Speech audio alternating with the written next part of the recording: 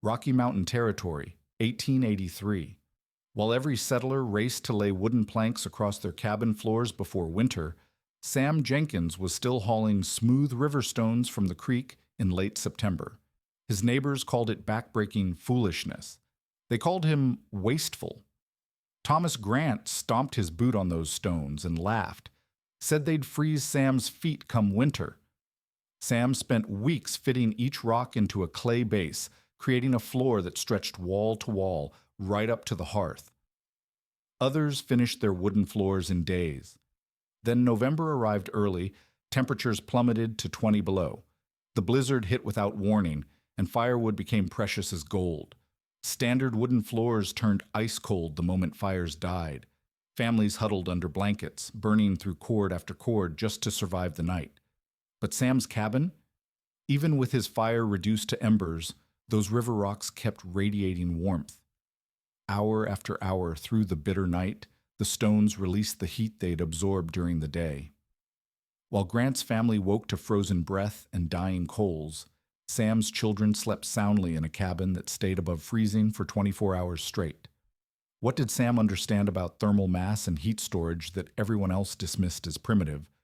And how did his foolish stone floor become the difference between comfort and catastrophe?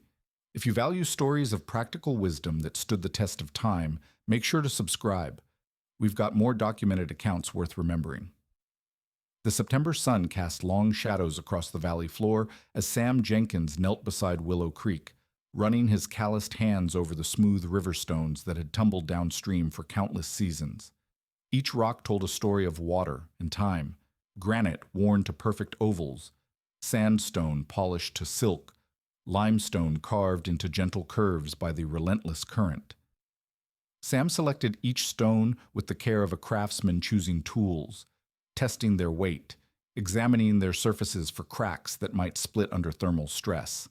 The stones needed to be dense, solid, and roughly uniform in thickness, between 3 and 5 inches deep to hold heat without being too cumbersome to handle. His neighbors thought he'd lost his mind. Thomas Grant had stopped by earlier that morning, watching Sam load stone after stone into his wooden cart, shaking his head with the kind of exasperation reserved for fools and children. "Sam, winter's coming whether you're ready or not," Grant had said, gesturing toward his own cabin where the final wooden floor planks were already being nailed into place. "Wood's been good enough for every settler from here to Missouri. Those rocks won't do nothing but make your feet sore and your back ache." But Sam had learned something during his years in Minnesota, something his Norwegian father had passed down from the old country where winters could kill the unprepared. Stone held heat. Not just any stone, river stone, worn smooth and dense from years of water pressure, free from the cracks and fissures that would cause thermal fractures when subjected to the extreme temperature changes of a frontier winter. His father had built stone floors in their Minnesota farmhouse, not for decoration or durability, but for survival. Those floors had turned their modest cabin into a fortress against the bitter Scandinavian-style winters that swept down from Canada. The technique required more than just laying stones. Sam had spent the previous week preparing the foundation, digging down 18 inches below the planned floor level, and filling the excavation with a mixture of clay and sand that would provide both drainage and thermal stability.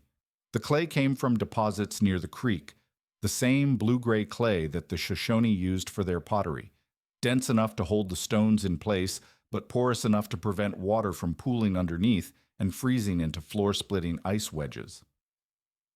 Pierre Dupont had wandered over from his cabin upstream, drawn by curiosity about Sam's methodical stone selection.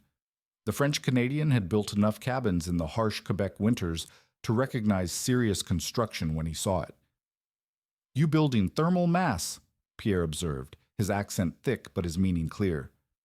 "My grandfather, he do this in Montreal. Stone floor, she hold the heat all night when fire die down. Smart man use the earth to help him, not fight against her." Sam nodded, grateful for the validation.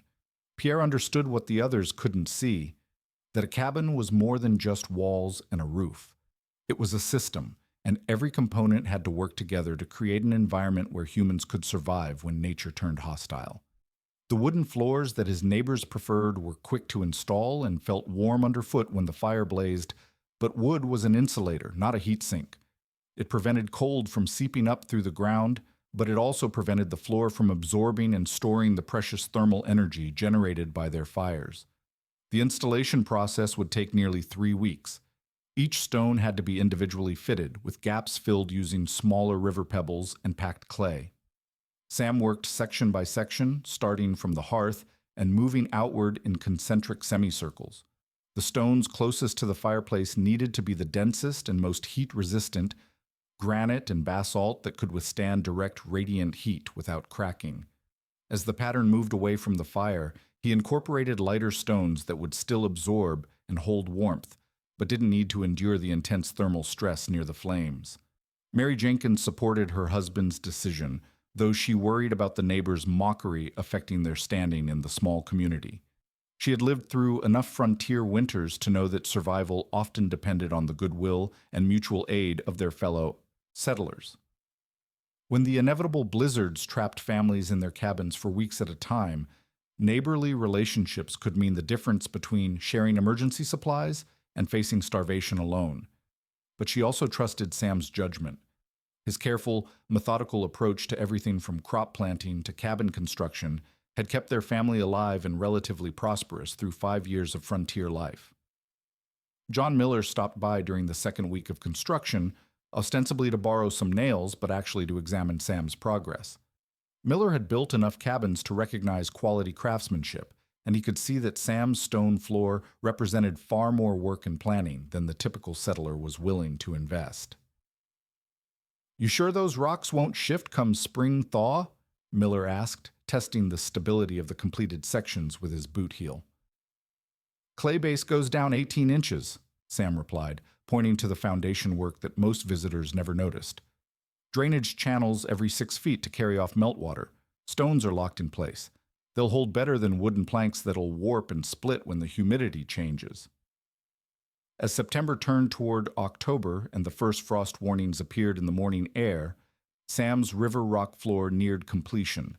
The surface stretched from wall to wall, creating an unbroken thermal mass that would capture heat from the fireplace, the cook stove, and even the warm bodies of the family members living above it. The final step involved sealing the gaps between stones with a mixture of clay, sand, and chopped grass that would prevent drafts while still allowing the thermal mass to function effectively. Thomas Grant made one final visit before the snows began, still shaking his head at what he considered an elaborate waste of time and energy. "Sam, I hope you know what you're doing," he said, surveying the completed floor with obvious skepticism. "When those stones turn to ice come January, don't come crying to me about frozen feet in a cold house." Sam didn't argue. He had learned that some lessons could only be taught by experience, and winter would be a merciless instructor for anyone who had miscalculated their preparations. The first snow arrived on October 15th, 6 weeks earlier than anyone had predicted. What began as innocent flurries at dawn had transformed into a relentless blizzard by noon, with wind-driven snow piling against cabin walls and temperatures plummeting from a manageable 32 degrees to a bone-chilling 8 below zero within 12 hours. Thomas Grant stood at his single-pane window, watching his woodpile disappear under drifting snow, calculating how many cords he would burn through if this weather pattern continued through March. Grant's cabin, built using the standard frontier construction methods that had served settlers from Ohio to Oregon, featured 12-inch diameter pine logs chinked with mud and moss, a wooden floor, raised 18 inches above ground level on fieldstone piers, and a stone fireplace positioned against the north wall. The design prioritized speed of construction and efficient use of materials, exactly what a practical man needed to get his family under roof before winter arrived. But as the temperature continued its precipitous drop throughout the afternoon, Grant noticed problems he had never encountered during milder seasons.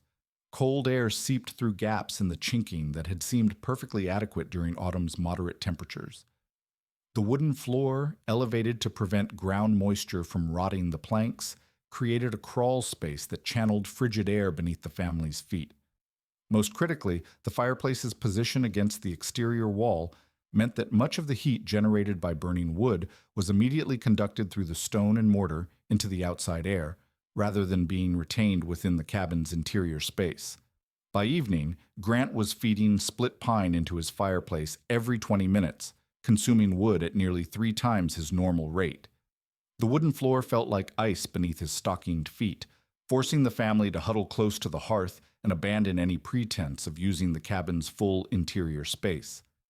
His wife Sarah wrapped their 3 children in every available blanket and quilt, but the cold seemed to seep through the floorboards with malevolent persistence. 3 cabins down the valley, Sam Jenkins was experiencing his first real test of the thermal mass system he had spent September perfecting. As the afternoon temperature dropped below zero, Sam built up his fire using the same amount of wood he would normally burn on a moderately cold evening. Split pine and oak, arranged in a pattern that created sustained, even heat rather than dramatic flames. The river stones immediately beneath and surrounding the fireplace began absorbing thermal energy, their dense mineral structure converting the fire's radiant heat into stored potential energy that would be released slowly over the following hours. The difference became apparent as darkness fell, and the wind began howling through the valley with sustained velocities exceeding 30 miles per hour. While Grant found himself stoking his fire every 15 minutes to maintain barely tolerable interior temperatures, Sam's cabin was reaching thermal equilibrium. The stone floor beneath the family's feet remained warm to the touch, radiating heat upward into the living space and creating convection currents that distributed warmth throughout the cabin's interior without requiring constant fuel consumption. Mary Jenkins moved freely around the cabin's full floor area, preparing supper and tending to household tasks without the need to remain huddled near the fireplace. The children played on the stone surface, which felt comfortably warm even 6 feet away from the direct fire. Most remarkably, the cabin's ambient temperature remained stable despite the howling wind and sub-zero conditions outside, a thermal stability that wooden floors simply could not provide. John Miller's cabin, positioned midway between Grant's and Jenkins's homesteads, represented a middle ground in both construction methods and thermal performance. Miller had built his floor using 2-inch oak planks over a foundation of closely spaced floor joists, creating better insulation than Grant's elevated design, but still lacking any significant thermal mass. As the evening progressed, Miller found himself burning through wood at twice his normal rate, though not quite matching Grant's desperate consumption levels. Pierre Dupont, whose cabin incorporated several thermal mass principles learned during his Quebec childhood, was managing the cold more effectively than either Grant or Miller. But even his partial understanding of passive heating systems couldn't match the comprehensive thermal management that Sam had achieved. Pierre's stone and clay fireplace surround captured and held some radiant heat, but his wooden floor prevented the system from reaching its full potential. As midnight approached and the temperature outside dropped to 15 below zero, the differences in thermal performance became stark and undeniable. Grant was awake every hour, adding wood to a fire that seemed to consume fuel without providing adequate warmth. The wooden floor had become so cold that ice crystals formed on its surface despite the cabin's interior humidity. His family slept fitfully, piled together under every available covering, with the youngest child developing the kind of persistent cough that frontier parents learned to fear during severe cold snaps. Sam Jenkins, by contrast, allowed his fire to burn down to glowing coals around 11 o'clock, confident that the thermal mass beneath his feet contained enough stored energy to maintain habitable temperatures until morning. The stone floor continued radiating heat upward, keeping the cabin's interior at a comfortable 58 degrees, even as the fire reduced to barely visible embers. The family slept soundly in their beds, requiring only normal winter bedding, rather than the desperate layering of blankets that characterize survival mode heating.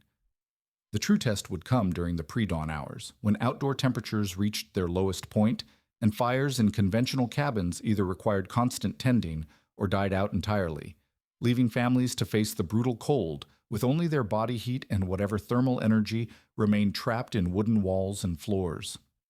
Grant would discover that wood, for all its advantages as a construction material, possessed virtually no capacity for storing and slowly releasing thermal energy. Sam's river stones, however, would continue their patient work throughout the night, proving that some frontier innovations were born not from convenience or tradition, but from a deeper understanding of how natural materials could be, harnessed to ensure human survival in environments where miscalculation meant death. At 3 o'clock in the morning on October 16th, the temperature outside Thomas Grant's cabin reached 26 degrees below zero. The wind had not diminished since evening, but had instead developed the steady, relentless quality that characterized true blizzard conditions. A sustained 40-mile-per-hour gale that drove snow horizontally across the valley and created wind chill factors approaching 50 below.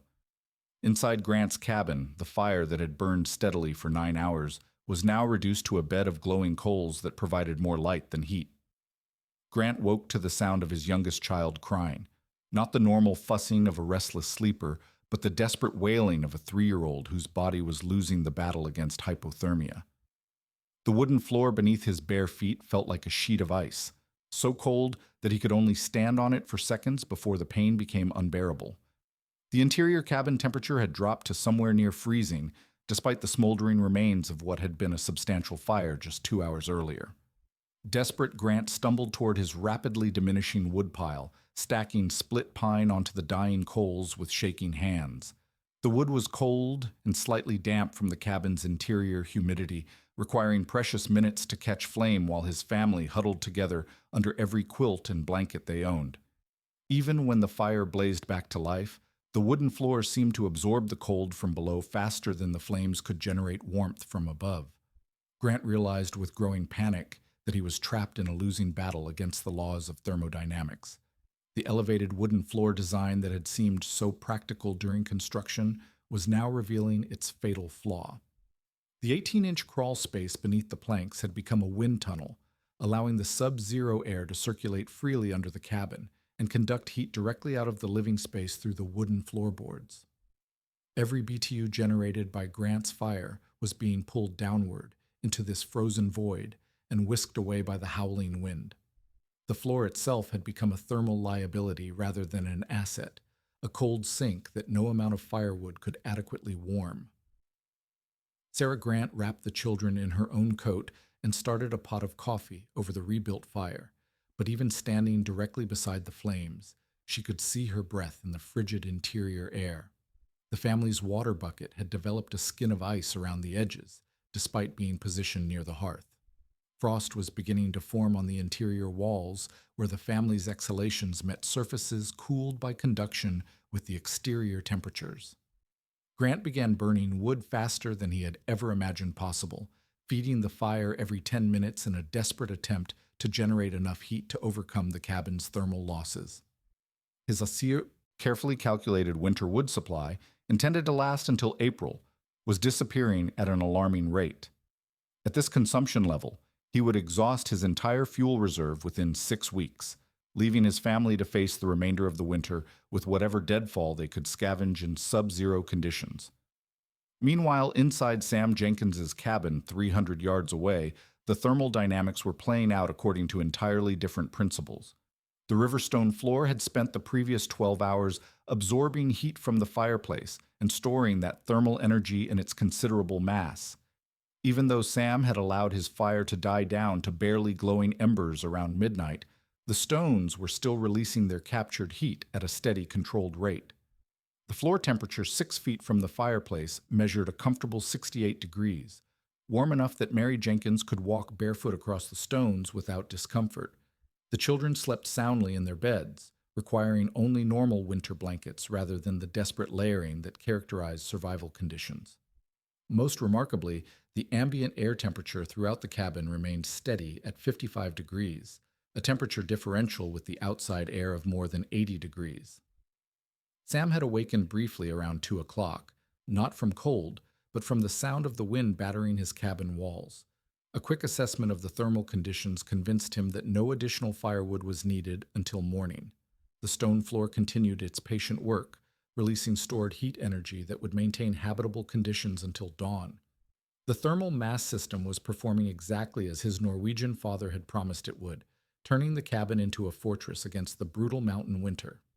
John Miller's situation fell somewhere between Grant's desperation and Sam's comfort, but was trending decidedly toward crisis. His heavier floor construction provided better insulation than Grant's elevated design, but the oak planks possessed virtually no thermal mass and were beginning to conduct cold upward from the frozen ground beneath. Miller found himself adding wood to his fire every 30 minutes, burning through his fuel supply at nearly double the normal rate while achieving interior temperatures that barely qualified as survivable.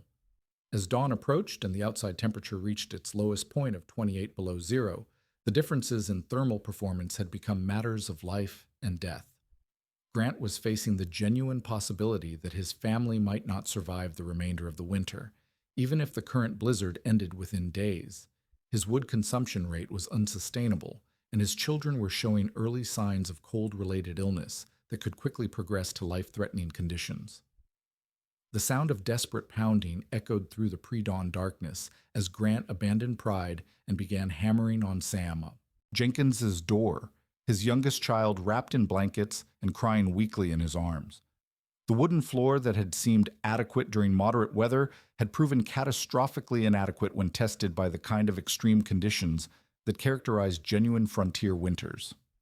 Grant's practical construction methods were failing his family when they needed protection most, while Sam's wasteful river rock floor was maintaining the thermal stability that meant the difference between survival and tragedy in the unforgiving Rocky Mountain wilderness. Sam Jenkins opened his cabin door to find Thomas Grant standing in the howling wind, his youngest child barely conscious in his arms, and ice crystals forming in his beard from his own frozen breath. The contrast between the two men's situations was immediately apparent. Grant was shivering violently despite wearing every piece of winter clothing he owned, while Sam stood comfortably in his shirt sleeves, warm air from his cabin creating a visible cloud as it met the frigid exterior atmosphere. "Sam, I need help," Grant said through chattering teeth, his pride finally broken by the reality that his family's survival was at stake. "My cabin's too cold. The children can't take much more of this." Behind him, Sarah Grant struggled through the knee-deep snowdrifts, carrying their two older children who were wrapped in blankets but still shaking from the sub-zero exposure during their desperate journey between cabins.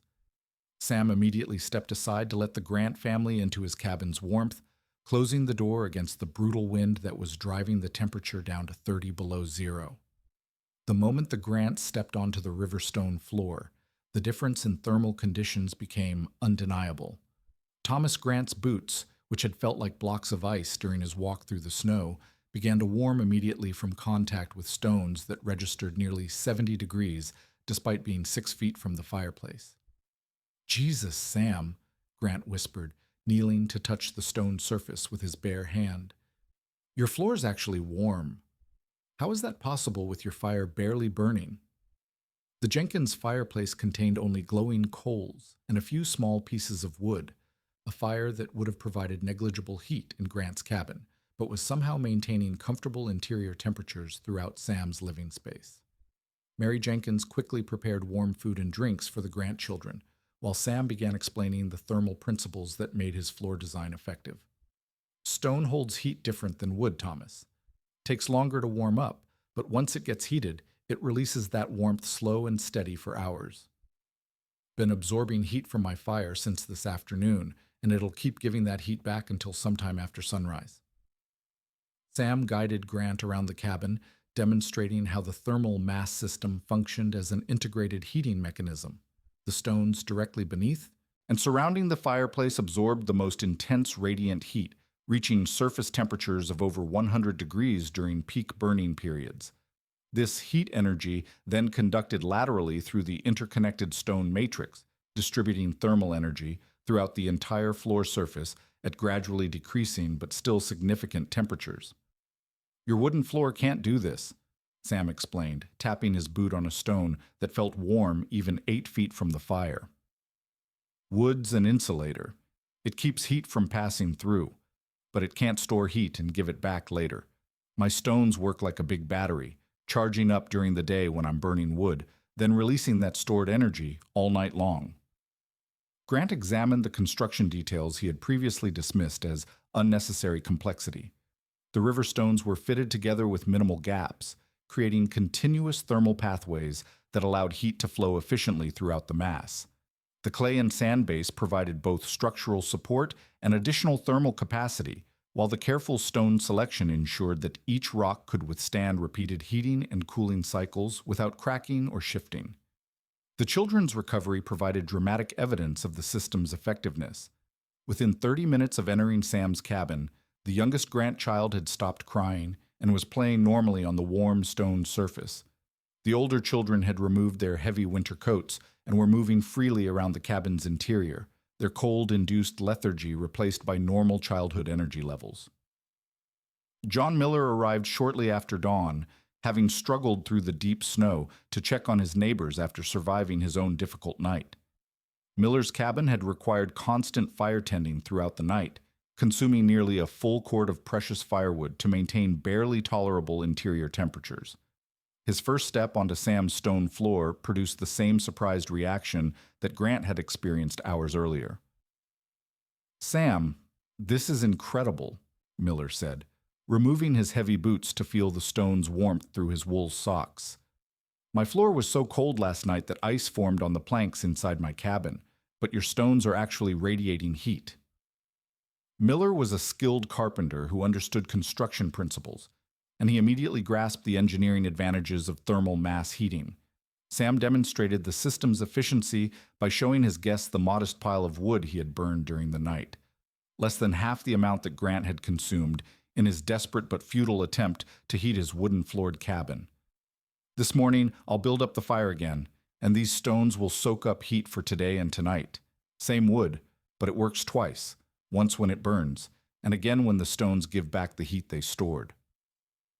Pierre Dupont arrived as the morning progressed, bringing with him both validation of Sam's methods and additional technical knowledge from his French-Canadian background.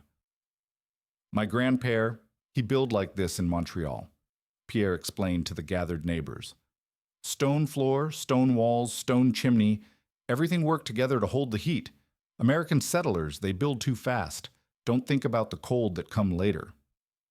The group spent the morning examining every aspect of Sam's thermal mass system, from the 18-inch foundation depth that prevented ground frost from affecting the stone's performance, to the specific river rock selection criteria that ensured optimal heat absorption and retention characteristics. Grant asked detailed questions about construction techniques, material costs, and seasonal performance variations, his earlier skepticism replaced by urgent interest in methods that could save his family's lives during the remaining winter months. As the blizzard finally began to subside around midday, revealing snowdrifts that reached the cabin windows and temperatures that remained dangerously below zero, the contrast between survival strategies had been definitively demonstrated. Grant's conventional wooden floor had nearly cost his family their lives, while Sam's wasteful river rock design had provided the thermal stability necessary for comfortable survival during extreme weather conditions that would define frontier life for the next several months. By March of 1884, word of Sam Jenkins's thermal mass floor had spread beyond the immediate valley to settlements throughout the Rocky Mountain Territory. John Miller had been the first to implement the technique, spending February and early March hauling river stones from Willow Creek and retrofitting his cabin floor during a brief warming spell that allowed for construction work. Miller's adaptation proved that the system could be successfully installed as a replacement for existing wooden floors, though the process required removing the original planking and excavating down to create the proper foundation depth. Thomas Grant's conversion came later in the spring, after he had survived the remainder of the winter by essentially moving his family into Sam's cabin during the most severe cold snaps. Grant's wooden floor had never recovered its thermal performance after that first catastrophic night, remaining dangerously cold throughout the winter, despite his increasingly desperate wood consumption that had exhausted his fuel supply by early February. When spring thaw finally arrived, Grant began the laborious process of tearing out his wooden planks and preparing for stone floor installation, working with a grim determination born from nearly losing his children to hypothermia. The technical details of proper installation became critical as more settlers attempted to replicate Sam's success. Pierre Dupont, whose French-Canadian background included experience with thermal mass construction, emerged as an unofficial consultant for settlers wanting to modify their existing cabins or incorporate stone floors into new construction. Pierre emphasized that the foundation work was as important as the stone selection.